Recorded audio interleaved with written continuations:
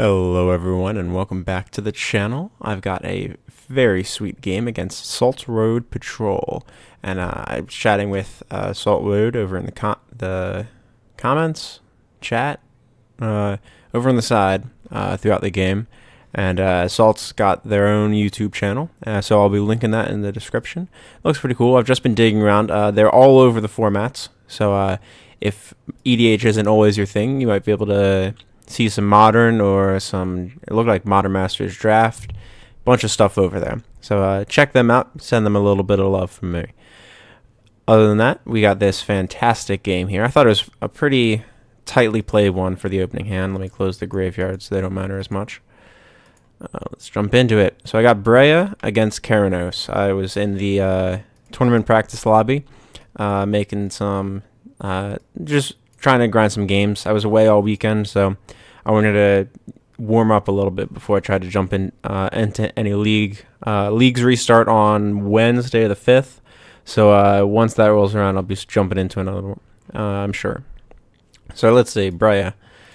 I see a serviceable opening hand, nothing too fast. I have Deprive in case they have early Blood Moon or something, is my thought here. But I have the Yawgmoth's Will that I can build towards, and Mystical Teachings, and I also have plenty of mana to make this Mystical Teachings flashback, a little bit of pressure on their hand, hopefully, if they're going to counter it both ways.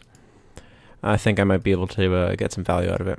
Scalding Tarn, pass. Alright, pick up the Underground Sea, which I was actually planning to fetch, so I'll be fetching at the end of turn because I want this Verdant Catacombs to be able to get blue source. And right now I only have Watery Grave as the blue-black source that I can get. So I'm going to fetch it away at the end of my opponent's turn if I don't need to use the Deprive. And they fetch for the Shock land. I'm going to mirror that play, fetch the Shock out, and keep moving. I get an Armageddon here, and it's tempting to go Tundra into Armageddon because I do have the 2 lands to back up, but I don't feel like I'm getting enough value off of them at this point. They go land, pass. That's going to keep popping up. Let me... Okay, it's in real time. Cool. Alright, I didn't want to like pop this open and spoil the game for you guys. So I'm going to fetch for my red source now because Floodstrand can get me the white source in Tundra, or it can get me a plateau or something. And I wanted to keep this as my option for white, knowing that that's going to be needed. So I'm going to Mystical Teachings on end step. This is mostly a bait, knowing that my opponent probably has something. They use a Dispel on it. I'll pop their Yard Apple. We know the commanders. I can close that. There we go. I got a Mox Diamond. So I'm going to throw the Mox Diamond out and pitch the Underground Sea here. I don't know, it seems strange, but I already have the blue-black in play. I really want to be able to get this Tundra in. So I'll play the Flooded Strand. And because I have Yawgmoth's Will, this is a terrifying that I'm going to lose Underground Sea. I can always get it back. So I'm going to fetch here, and I'm going to run here we go,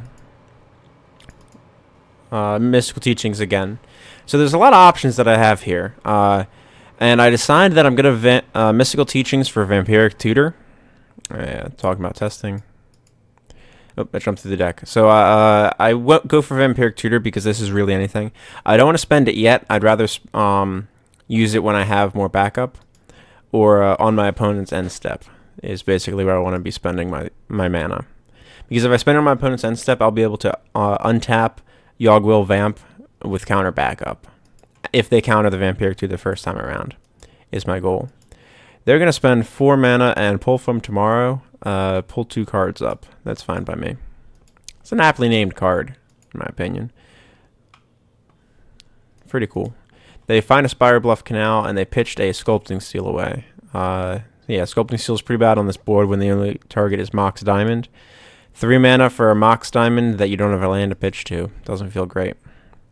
So I'm going to vamp for As Foretold. And I choose this because if I get this Armageddon plan going, I could have gotten Crucible of Worlds. That said, my opponent is a red deck, they're more likely to be able to destroy it. As Foretold is an enchantment, and it's going to be much harder for my opponent to deal with. So I'm going to push As Foretold, see if I can get elicit a response. My opponent's going to Void Shatter it. Alright, so that's exiles it. I can't Yawgmoth's Will it back then. I'm absolutely going to try to counter Void Shatter. If this was like regular, like a counterspell, there's definitely thought to saying, all right, let's let that happen. I'll Yawgmoth's Will off that, and next turn, and move on to As Foretold again. But I'm going to spend the Deprive, pick up the basic, and replay As Foretold. I'm just representing blue here as best as I can. We're talking about he's testing the Keranos deck, not usually a commander player. And I think the mistake that SaltRoadPatrol makes is this turn not trying to push Keranos out. I'm gaining the mana advantage, so playing as a Signet catches him up slightly, but I'm still 1, 2, 3, 4, 5, 6, 7 to your 5, so you're still at 6, so you'll still be down 1, assuming I have a land drop. I think when you're not going to gain the mana advantage, at least try to gain the card advantage by playing Keranos out here. If it gets countered, you're in a terrible spot, but if As Foretold starts going up, there's only going to be more and more chances that Keranos will be countered later in the game, because I'll be getting more cards and get As Foretold's going to start generating free value. I got to change the Mephistopheles here, which is fantastic. That's going to shut down Keranos being able to draw a second card every turn. So if they reveal land off Keranos, the way that chains would stop that then is when they would draw their second card, they first have to discard a card, mandatory. And if they don't have a card to discard, they have to mill 1. Now, because of the way Keranos works, is if they reveal land off the top of the deck and they had no cards in hand prior, they draw the land, they're immediately forced to discard the land, and then they draw another card. Meaning that they will, short of being able to have 2 lands in a row, if I can get them hellbent, they'll never be able to make a land drop again with Keranos going.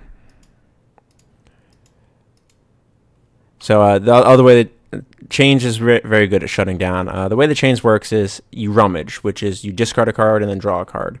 Anytime you draw any card other than the one that you draw during your draw step as a state-based action, if you cannot, you will skip that draw and you will mill 1 card instead. So it's rummage instead of draw. If you cannot rummage, you mill 1. Is the best way to explain it. Then we talk about it in the chat real quick. So I get a Talisman. I'll cast that for free off As Foretold. And right now I'm sitting pretty. I'm gonna let As Foretold get me into Breya at some point. I'm not in any rush to close out this game. I feel like I have pretty strong control of the board state here. I get a Hymn to Tark, and that's sort of the message that I need. So I'm going to Hymn, and my plan is if Hymn gets countered, I can cast Yawg-Will for free, replay a land, the Underground Sea, and black, and then Yawgmoth's Will my opponent. And I'll still have Cryptic Command open or Armageddon open. Truth be told, I might, if that's the line that I end up taking, I probably wouldn't play the Armageddon, because all of my lands would be exiled because of Yawgmoth's Will. I would just sit on the Cryptic Command. Because I want to be able to top deck into something like Crucible and be able to replay all of this. And losing all of the lands to exile might be too much. They go for Spell Crumple, though. I can't let that happen, so I'm going to Cryptic counter, and I'm going to bounce their Signet here. Now, even though I'm feeding 1 more card back into their hand for this Hymn to Tark, I'm feeding mana back into their hand, and I'm feeding mana that they have to cast. So I could bounce a Spire Bluff Canal that is 1 tapped land on my opponent's turn. By bouncing the Signet, it's effectively 2 tapped lands on my opponent's turn that they have to spend to be able to get the Signet down. I had Zealous Conscript, Cyclonic Rift. Fantastic. So my opponent gets to 6 mana, play Chandra Flamecaller. Pretty good. So their 0 will do literally nothing because they'll have to discard their entire hand and then draws none because they won't be able to draw any cards with chains in play. So she's gonna +1 and dome me for 6, which is pretty powerful. Sort of makes me demand an answer find an answer right away. Exile tokens, and I top decked the Manic Tutor. God, just the deck delivers. All right, Breya into play. And so there's where we talk about draw becomes rummage, unable to rummage, you mill instead of draw. So I think for a sec, I'm going to DT. I used As Foretold to cast the Breya. So I'm just going to get good old Vindicate here. Vindicate Chandra.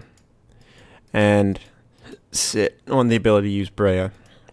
If I so choose, they go for Hollow Depths. I really don't want to sacrifice my mana artifacts because with As Foretold and the mana artifacts, that guarantees me another Breya cast after an Armageddon. My opponent goes with Keranos. Alright, that's fine. That's a 3 per turn. Breya's going to be faster than that. I top deck a Jite. So I think for a sec, I'm going to cast the Jite off Ancient Tomb mana. I don't mind taking the damage because I have Breya. Float my mana, cast Armageddon. Lands die, and I think my opponent talks. So I get to. Yawgmoth's Will, replay Underground Sea. Him to Turok their hand, hit Izzet Signet Desertion. And then cast Vampiric Tutor, and they call the shot Vamp for Crucible. I can cast Crucible off this As Foretold, and I have all the lands in my grave now because I Armageddoned prior to using Yawgmoth's Will. Doing it in that reverse order means all my lands get to stay down there. They get to Keranos my face down to 5. Doesn't matter. The only burn spell in the game that can deal 5 to me, I believe, is not Pyrokinesis. That's 4. If I'm correct. Fire Blast, and they don't have the 2 mountains for it. So I get to... I tap for a sec thinking, oh, wait. And then I realize I can cast with As Foretold.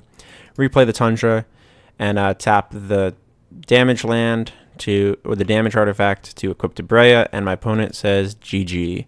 Yeah, you can't really Keranos can't outrace Jite, even if you're killing the Thopters. And furthermore, because I've gotten 4 mana in play, and I'm going to continuously increase my mana. So that's 2 more casts of Breya, if I so choose. So what I could do here is attack with Breya, beat my opponent in, sacrifice Breya Thopter, and gain 5 life, putting me to a comfy 10. And then immediately I would be short this turn. Next turn, I could attack with Breya, put myself to a comfy 10, and then use 2 mana, like a Tundra, or probably Underground Sea and Talisman, to recast Breya off As Foretold, reducing the cost by 4. Because you still have to pay the tax when you cast Breya, the second or third time using As Foretold. So I really wanted to record this game, and like I said, I'll link SaltRoadPatrol in the description down below. But I wanted to record it because it really showcases how potent As Foretold is. My opponent makes a comment on it that it's pretty sweet. Talking about that. As Foretold is spicy, and I agree. It is one spicy meatball of a card, and it is definitely powerful in this deck. Any type of control deck that wants to just have free spells the entire game. I can now cast any spell in this entire deck off this As Foretold, and definitely wins me this game, I think. Having that weird tutor chain of Mystical Teachings gets countered, Flashback Mystical Teachings for Vamp for As Foretold, and counter the counter spell and counter back when they try to stop As Foretold. All of that investment in getting this card in play was well worth it, as you can see in this game. Something also interesting, this says once each turn you may pay 0 rather than the mana cost for spells you cast. You don't have to cast from your hand. Like you've seen, you can cast Breya. But when you Yawgmoth's Will with As Foretold in play, you can also cast spells off of As Foretold if you haven't done... You can cast a spell off As Foretold if you haven't used it yet after Yawg Will. Let's say you have a 4-drop Jace in the graveyard, and you have As Foretold at 4. It's better to spend the mana for the Yawg Will and then cast the Jace for free off As Foretold, for example. Alright, hope you guys enjoyed the game. Don't forget to like, subscribe, and share the video to anyone you think might enjoy it. Links for my social media will be in the description, my Twitter, my Patreon if you want to support the channel in another way. I'm going to be doing some work on that in the coming week, hopefully, trying to get it up and running in beyond just the bare bones that I've got going on it so far. And I've gotten quite a few suggestions for what kinds of rewards you guys would like. Keep those comments coming down below. And always, if you see any misplays that I made that I didn't talk about, let me know. I'm here to get better. I'm here to help you guys try to get better at this game as well. See you all in the next one.